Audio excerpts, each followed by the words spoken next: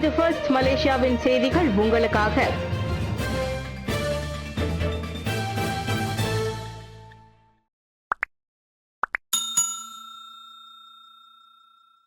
காசா போர் நிறுத்தம் ஒப்பந்தத்தை ஆசியான் வெளியுறவு அமைச்சு வரவேற்று. ஹமாஸ் மற்றும் இஸ்ரேலுக்கு இடையில் நேற்று தொடங்கி இருக்கும் போர் நிறுத்த ஒப்பந்தத்தை ஆசியான் வெளியுறவு அமைச்சு வரவேற்றுள்ளது. இந்த முன்னெடுப்பு காசாவில் உள்ள மக்களுக்கு முன்னுரிமை அளிப்பதோடு அங்குள்ள பதற்றத்தை தணிக்கவும் வாய்ப்பளிப்பதாக வெளியுறவு அமைச்சர் டாக்டர் ஸ்ரீ முகமது ஹசான் கூறியுள்ளார். நேற்று தொடங்கிய இஸ்ரேல் ஹமாஸ் போர் நிறுத்த ஒப்பந்தத்தில் இருதரப்பின் நூற்றுக்கணக்கான பணைய கைதிகள் விடுவிக்கப்படுவதும் அடங்கும். இதனிடையே இங்கிலாந்திற்கு அதிகாரப்பூர்வ பயணம் மேற்கொண்டிருக்கும் பிரதமர் டாக்டர் ஸ்ரீ அன்வார் இப்ராஹிமும் இந்த போர் நிறுத்த ஒப்பந்தத்தை வரவேற்றுள்ளார். ஆசியான் குறு சிறு நடுத்தர வர்த்தகங்களை வலுப்படுத்த மலேசியா வலியுறுத்து. 2025 ஆண்டின் ஆசியானுக்கு தலைமை ஏற்று உள்ளடக்கம் மற்றும் நிலைத்தன்மைக்கு முக்கியத்துவம் அளிக்கும் மலேசியா குறு சிறு மற்றும் நடுத்தர வர்க்கங்களை வலுப்படுத்தும் வலியுறுத்துகிறது.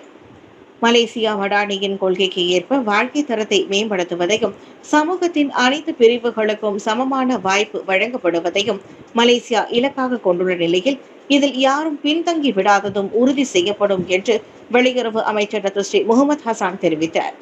உள்ளடக்கம் பொருளாதார திட்டங்களுக்கு அப்பாற்பட்டு விரிவுபடும் வேளையில் வட்டார ஒருமைப்பாட்டிற்கான உறுதியை பிரதிபலிக்கும் வகையில் திமோர் லெஸ்டே உட்பட 11 உறுப்பு நாடுகளும் முழுமையாக அங்கீகரிக்கப்பட வேண்டும் என்று தலைமை பொறுப்பேற்றிருக்கும் மலேசியா அழைப்பு விடுத்துள்ளது.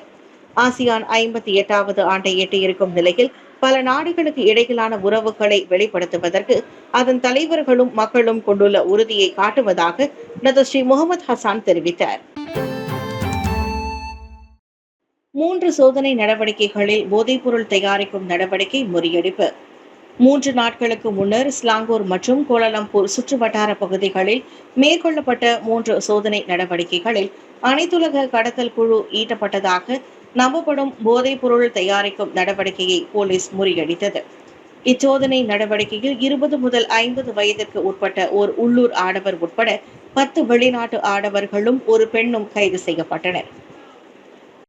அதோடு 12 கோடி ரிங்கிட் மதிப்பிலான பல்வேறு வகையான போதைப் பொருட்களும் துப்பாக்கிகளும் பறிமுதல் செய்யப்பட்டன.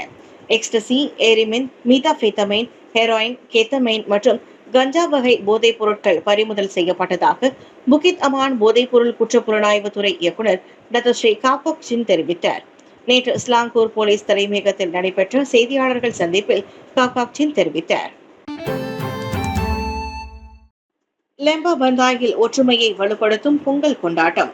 நேற்று கோலாலம்பூரில் லெம்பா பந்தாய் நாடாளுமன்ற அளவில் சுமார் 50 இந்திய குடும்பங்கள் பொங்கல் பண்டிகையை கொண்டாடினர்.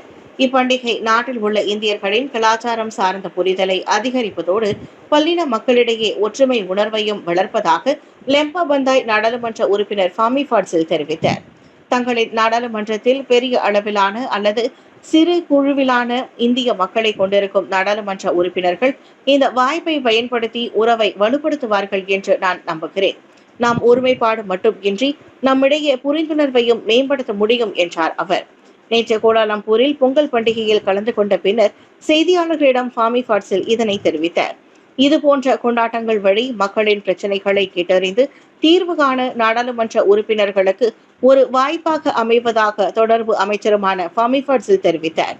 இதனிடையே லெம்பா பந்தாயில் வசிக்கும் இந்தியர்களுடன் பிற இனத்தவர்களும் சேர்ந்து இப்பொங்கல் திருநாளை ஒற்றுமையாக கொண்டாடியதாக லெம்பா பந்தாய் பிரதிநிதிகள் மன்ற உறுப்பினர் பிருந்தா ஆறுமுகம் கூறினார்.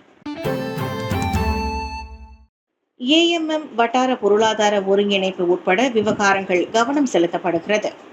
வெளியுறவு அமைச்சர் டாக்டர் ஸ்ரீ முகமது ஹசான் நேற்று வெளியுறவு அமைச்சர்கள் ஏஎம்எம் கான கூட்டத்தை தொடக்கி வைத்தார். அதில் வளர்ந்து வரும் உலகளாவிய மாற்றங்களை எதிர்கொள்ள வட்டார பொருளாதார ஒருங்கிணைப்பு, காலநிலை தயார் நிலை மற்றும் உள்ளடக்கிய தன்மை ஆகியவற்றில் ஆசியான் கருத்தில் கொள்ள வேண்டியதன் அவசியம் குறித்து கவனம் செலுத்தப்படுகிறது. நேற்று கெடாவில் லங்காவி அனைத்துலக மாநாட்டு மையம் LICCயில் இக்கூட்டம் நடைபெற்றது. ஆசியானின் கூட்டுத்திறனை கோடி காட்டி டாக்டர் ஸ்ரீ முகமது 38 லட்சம் கோடி அமெரிக்க டாலர் மொத்த உள்நாட்டு உற்பத்தி மற்றும் 67 கோடியே 70 லட்சம் மக்கள் தொகையுடன் உலக அளவில் 5வது பெரிய பொருளாதாரமாக இந்த அமைப்பின் நிலையை குறிப்பிட்டார்.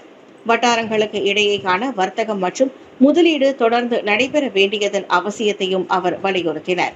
2025ஆம் ஆண்டில் மலேசியாவின் ஆசியான் தலைமையின் கீழ் நடைபெறும் முதல் பெரிய கூட்டத்தை ஏஎம்எம் காட்டுகின்றது. பொதுமக்களின் கைபேசிகளை போலீசார் சோதனை செய்யும் விவகாரம் சுஹாகாமை சந்திக்கிறார் ரசருடீன். பொதுமக்களின் கைபேசிகளை போலீசார் சோதனை செய்யும் விவகாரம் குறித்து விளக்கம் அளிப்பதற்கு சுஹாகாம் எனப்படும் மனித உரிமை ஆணையத்தை தேசிய போலீஸ் படை தலைவர் தான்ஸ்ரீ ரசருடீன் ஹுசேன் சந்திக்க உள்ளார். போலீசார் அச்சோதனையை மேற்கொள்ள அனுமதிக்கும் பணியின் நோக்கத்தை சுஹாகாம் அறிந்து கொள்வதற்கு அவ்வாறு செய்யுமாறு தேசிய போலீஸ் படை தலைவரை தாம் கேட்டுக்கொண்டதாக உள்துறை அமைச்சர் ஸ்ரீ சைஃபுடின் நசுதியோன் இஸ்மாயில் கூறியிருக்கிறார். மனித உரிமை மீறலாக கருதப்படுவதால் சாலை தடுப்பு நடவடிக்கையின் போது ஒருவரின் கை தொலைபேசியை தங்களின் விருப்பத்திற்கு ஏற்ப போலீசார் சோதனையிட முடியாது என சுஹாகாம் அறிக்கை வெளியிட்டது தொடர்பில் கேள்வி எழுப்பிய போது ஸ்ரீ சைஃபுடின் இவ்வாறு தெரிவித்தார். குற்றவியல் நடைமுறை சட்டம் செக்ஷன் 23 உட்பிரிவு 1 மற்றும் 116B 1998ஆம் ஆண்டு தொடர்பு மற்றும் பல்லுலக சட்டம், போலீஸ் சட்டம் ஆகியவற்றின் அடிப்படையில் நியாயமான சந்தேகத்தின் அடிப்படையில் ஒரு நபரின் கைபேசியை சோதனையிட போலீசிற்கு அதிகாரம் இருப்பதாக கடந்த வாரம் தான்ஸ்ரீ ரசருடீன் கூறியிருந்தார். ஆஸ்திரேலிய பொது டென்னிஸ் போட்டி காலிறுதி ஆட்டத்தில் சின்னர்.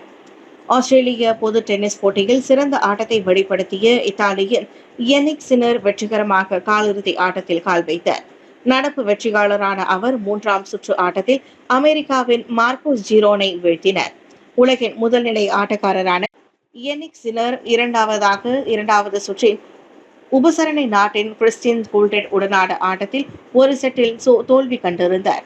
ஆனால் இந்த 3ஆம் சுற்றில் 2 மணி நேரம் 1 நிமிடத்தில் 6-3, 6-4 மற்றும் 6-2 என்ற தமது வெற்றியை உறுதிப்படுத்தினார். உலக தரவரிசையில் 42வது இடத்தில் இருக்கும் மார்க்கோஸ் ஜிரோனின் முயற்சிகளை அவர் லாபகமாக தடுத்து நிறுத்தினார். 23 வயதான சின்னர் அடுத்த சுற்றில் டென்மார்க்கின் ஹோல்கர் ரூனை சந்திக்க உள்ளார். கடந்த ஆண்டு நடைபெற்ற இறுதிப் போட்டியில் டேனியல் மெவட்டோவை வீழ்த்தி முதல் முறையாக தனது கிராண்ட்ஸ்லாம் பட்டத்தை வென்ற சின்னர் அதனை தற்காப்பதில் குறிப்பாக உள்ளார். இதனிடையே ஆஸ்திரேலிய பொது டென்னிஸ் போட்டியின் மகளிர் பிரிவில் உலகின் முதல் நிலை வீராங்கனையான அரினா சபலென்காவின் காலிறுதி ஆட்டத்திற்கு முன்னேறியுள்ளார்.